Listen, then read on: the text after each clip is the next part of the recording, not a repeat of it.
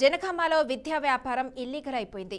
పట్టణంలో ఏకశిల junior college పేరుతో permission లేకుండానే అడ్మిషన్లు తీసుకుంటున్నారన్న ఆరోపణలు హల్చల్ క్రియేట్ చేస్తున్నాయి. ఇక పట్టణం మొత్తం పెద్ద పెద్ద హోర్డింగ్లతో అడ్వర్టైజ్ చేస్తూ అమాయక ప్రజలను ఊహాలోకంలో ముంచుతూ అడ్మిషన్లు తీసుకోవడంపై పెద్ద దుమారమే రేగుతుంది. అసలు ఈ కాలేజ్కి అనుమతులు ఉన్నాయా లేవా అన్న సందేహాలు రేకెత్తిస్తున్నాయి. కలెక్టర్ కార్యాలయం ముందు నుంచే 20 రోజులుగా భారీ హోర్డింగ్లు దర్శనమిస్తుంటే జిల్లా ఇంటర్మీడియట్ విద్యాశాఖ మాత్రం చూసి చూడనట్లే వ్యవహరిస్తుందన్న విమర్శలు వెలువెత్తుతున్నాయి.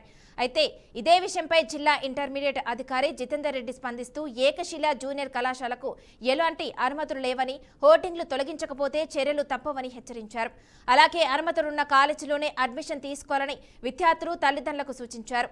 దీంతో జనగాం పట్టణంలో ఇల్లీగల్ విద్యా వ్యాపారం ఎంత బాహటంగా సాగుతుందో అర్థం చేసుకోవచ్చు. అనుమతి లేకుండానే అడ్మిషన్లు తీసుకోవడం ఏంటి? హోర్డింగ్లకు మున్సిపల్ క్లియరెన్స్ ఉందా? విద్యార్థుల భవిష్యత్తు ఏమవుతుంది? జనగామలో ఇప్పుడు ఇదే హాట్ టాపిక్ గా మారింది.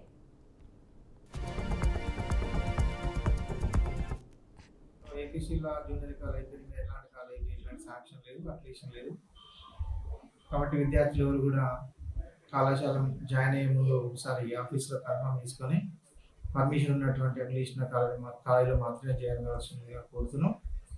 ఎలాంటి హోర్డింగ్స్ కూడా పెట్టొద్దని వాళ్ళకు కూడా మేము ఆదేశాలు జారీ చేస్తాం. వినట్లయితే తగు చర్యలు తీసుకోవడం జరుగుతుంది. బోర్డుకి ఇన్ఫార్మ్ చేయడం జరుగుతుంది. ఆ కళాశాల గర్ల్స్ హాస్టల్, బాయ్స్ హాస్టల్ ఉన్నాయని చెప్పేసి ఒక ప్రచారం చేస్తారు. కాలేజీలో ఈ హోర్డింగ్స్ పైన కానీ ముందస్తు ప్రచారం పైన కానీ ఏమైనా చర్యలు తీసుకుంటారు సార్? ముందస్తు ప్రచారం అఫిలియేషన్ రాకుండా ఎలాంటి ప్రచారం చేయదు, ఎలాంటి హోర్డింగ్స్ బోర్డులు డిస్ప్లే చేయడానికి వీలేదు. 26, 27 అడ్మిషన్స్ ఓపెన్ అయ్యాయని చెప్పేసి తీసుకుంటున్నారు. అడ్మిషన్స్ అది ఎట్టి ప్రచారం మాత్రమే. అడ్మిషన్ లాగనివ్వకుండా, అకాడమిక్ స్టార్టింగ్ జరగకుండా అడ్మిషన్ తీసుకోవడం జరగదు. ప్రతి అడ్మిషన్ ఆన్లైన్ అయితే ఆన్లైన్ అడ్మిషన్ మాత్రమే వ్యాలిడ్ ఉంటుంది. వితౌట్ ఆన్లైన్ అడ్మిషన్ వాల్యూ లేదు. ఆన్లైన్లో ప్రతిదీ కూడా స్టూడెంట్ సర్వీసెస్లో బోర్డు వెబ్సైట్లో ఏ కాలేజ్ పర్మిషన్ అఫిలియేషన్ ఉంది అనేది క్లియర్గా ఉంది. అది తెలుసుకొని విద్యార్థులు అఫిలియేషన్ కళాశాల మాత్రమే. జనగామ జిల్లాలో చూసుకున్నట్టయితే ఇంటర్ కళాశాలకు సంబంధించి విద్యార్థులను కనీసం ఇంటర్ విద్యార్థులకు ఇప్పుడు పరీక్షలు పూర్తి కాకముందుకే మళ్ళీ కొత్త అడ్మిషన్లు తీసుకోవడం, విద్యార్థులను కొత్త అడ్మిషన్లకు కట్టుకోవాలని అడ్మిషన్ ఫామ్ ఫిల్అప్ చేయించి వాళ్ళ యొక్క అడ్మిషన్ ఫామ్ కి ఒక 5,000 రూపాయలు రుసుము తీసుకోవడం జరుగుతుంది. ఏదైతే జనగామ జిల్లాలో కొత్తగా కళాశాల ఏర్పాటు చేస్తున్నామని చెప్పేసి పెద్ద పెద్ద ప్లకార్డ్స్, బోర్డింగ్స్ పెట్టేసి తల్లిదండ్రులను, విద్యార్థులను మోసపూరితంగా వాళ్ళ యొక్క జీవితాలతో చెలగాట మారుతుంది. అలాగే ఎలాంటి పర్మిషన్ లేనటువంటి కళాశాలలు నేడు జనగామలో బోర్డింగ్స్ కట్టుకొని ప్లకార్డ్స్ పెట్టుకొని విద్యార్థుల జీవితాలతోని, తల్లిదండ్రులతోని చెలగాట మారుతుందని చెప్పేసి ఈ విధంగా నేను హెచ్చరిస్తున్నాను. ఏదైతే డిఐఓ గారికి కంప్లైంట్ ఇచ్చినట్టయితే డిఐఓ గారు కూడా చెప్తున్నారు, ఎలాంటి కొత్త కళాశాలకి ఇక్కడ పర్మిషన్ లేవు, ఎలాంటి తల్లిదండ్రులు కానీ విద్యార్థులు కానీ మోసపోవద్దని చెప్పడం జరుగుతుంది. నేడు విద్యార్థులు ఎలాంటి పర్మిషన్ లేని కాలేజీలకు ఆన్లైన్ లో పర్మిషన్లు ఉన్నట్లయితేనే అందులో జాయిన్ కావాలని చెప్పేసి మేము ఏబీ నుంచి మీకు సూచన ఇవ్వడం జరుగుతుంది. వెంటనే మీరు ఎవరైతే అందులో 5,000 రూపాయలు అడ్మిషన్ ఫీజు కట్టేసి జాయిన్ అవుతున్నారని చెప్పి మాకు తెలియడం జరిగింది. జనగామ మరింత సమాచారాన్ని మా ప్రతినిధి సాల్మన్ అందిస్తారు. సాల్మన్ చెప్పండి. థ్యాంక్ యూ మానస. జనగామ జిల్లా కేంద్రంలో అంటే ఇప్పటికే రాష్ట్ర ప్రభుత్వం విద్యాశాఖ దాని మీద దృష్టి పెట్టింది.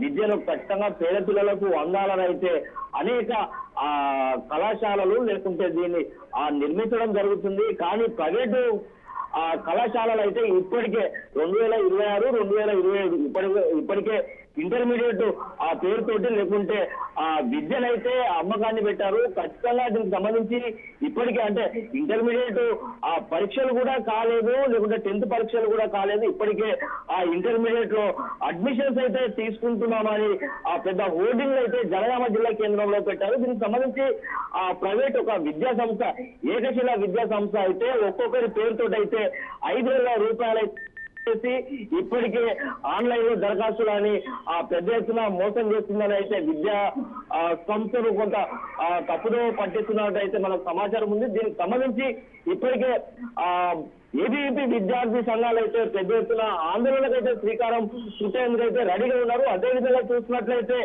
డిఐఓ కూడా విద్యాశాఖ దాని మీద అయితే దృష్టి పెట్టింది. ఖచ్చితంగా ఎవరైతే ఆ హోర్డింగ్లు పెట్టారో ఖచ్చితంగా వారి మీద చర్యలు తీసుకుంటామని అయితే ఇప్పటికే బీఆర్కే న్యూస్ లో అయితే చెప్పారు. ఖచ్చితంగా దీనికి సంబంధించి మీరు ఆ హోర్డింగ్లు తీసేయాలి. అదేవిధంగా ఆన్లైన్ లో దరఖాస్తులని లేకుంటే పేద ప్రజలను మోసం చేసేందుకైతే 5,000 రూపాయలు అయితే ఇప్పటికే తీసుకొని రిజిస్ట్రేషన్ చేసుకున్న సందర్భాలు ఉన్నాయని అయితే వెల్లడించారు. ఖచ్చితంగా అలాంటి విద్యా సంస్థ మీద చర్యలు తీసుకునేందుకైతే సిద్ధంగా ఉన్నామని అయితే ఇప్పటికే ఇంటర్మీడియట్ బోర్డు సంబంధించిన డిఐఓ అయితే ఇప్పటికే స్పష్టం చేశారు. ఖచ్చితంగా ఆ యొక్క ఏకశీల ఓటింగ్ తీసేయాలని అయితే వారికైతే సమాచారం ఇచ్చారు.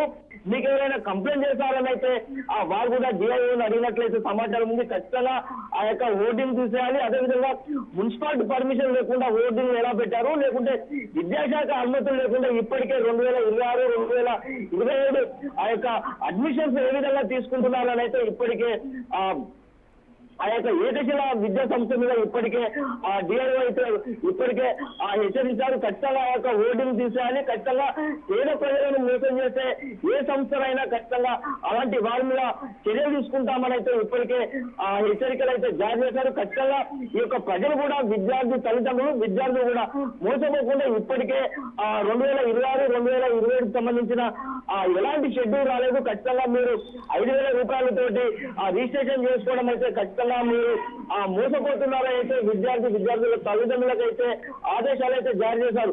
అలాంటి రాష్ట్ర ప్రభుత్వం నుంచి ఖచ్చితంగా ఒక నోటిఫికేషన్ వచ్చిన తర్వాతనే దీనికి సంబంధించి ఇప్పటికే 10th క్లాస్ ఎగ్జామ్స్ పూర్తి కాలేదు. 10th క్లాస్ ఎగ్జామ్సే కాలేదు, ఇప్పటికే ఇంటర్మీడియట్ అడ్మిషన్ తీసుకుంటున్నారంటే ఖచ్చితంగా మోసం చేయడమేనని డిఓ అయితే వెల్లడించారు. మానస అయితే సాల్మాన్ చెప్పండి, జనగామ జిల్లాలో అనుమతులు లేకుండా అడ్మిషన్లు తీసుకోవడం తల్లిదండ్రుల స్పందన ఏంటి, అలాగే కాలేజీ యాజమాన్యం అందులో టీచర్స్ ఏమంటున్నారు?